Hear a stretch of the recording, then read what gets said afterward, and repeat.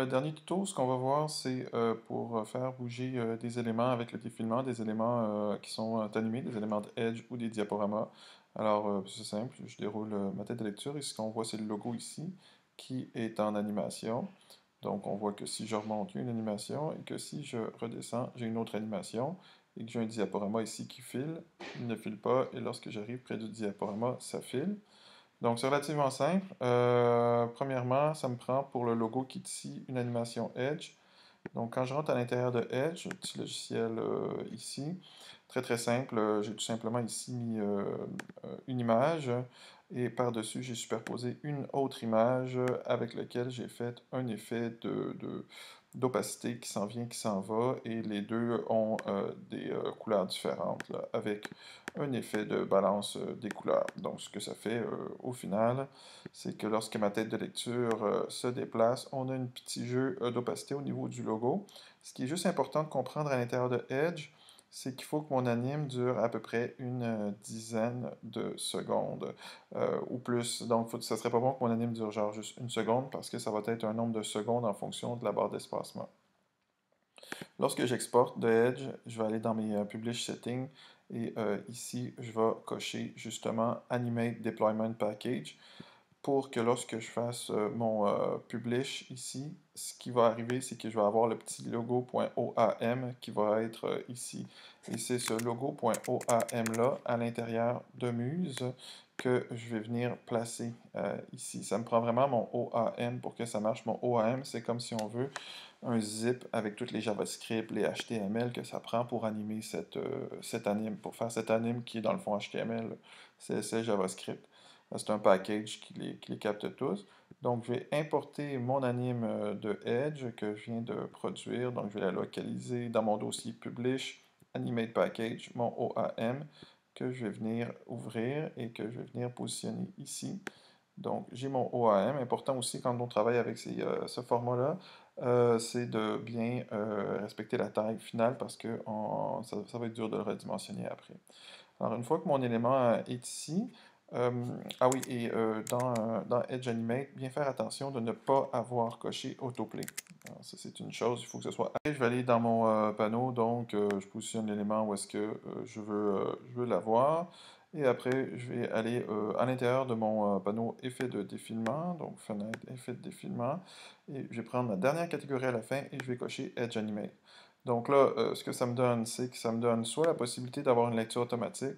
Donc là, ce que ça va faire, la lecture automatique, c'est que dès que le navigateur atteint la position clé, l'animation va partir.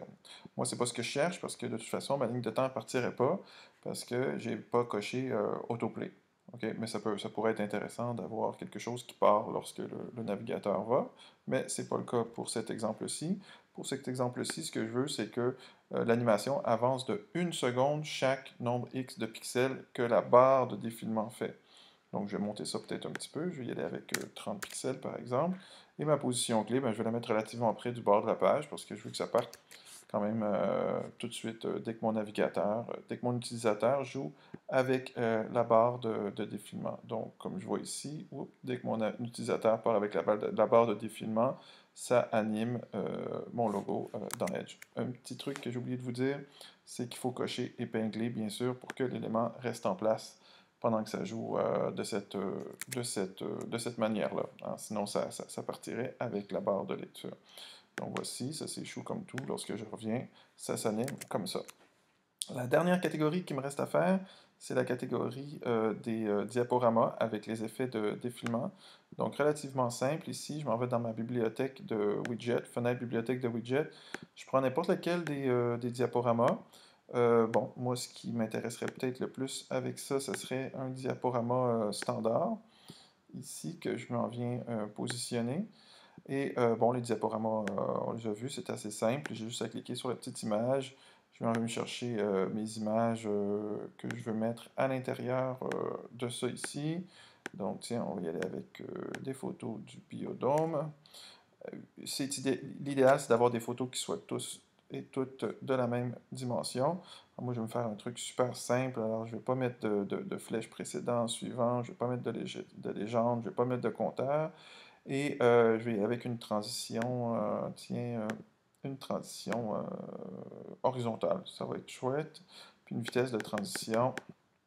Tiens, peut-être la vitesse de transition, c'est la vitesse à laquelle, pendant la durée de la transition en tant que telle, alors il va y avoir un glissement qui va durer 0,30 secondes, et je veux pas que ça reprenne après un nombre X parce que je veux que ce soit en boucle, et ma lecture automatique, tiens, va faire que mon image reste 1 seconde à l'écran.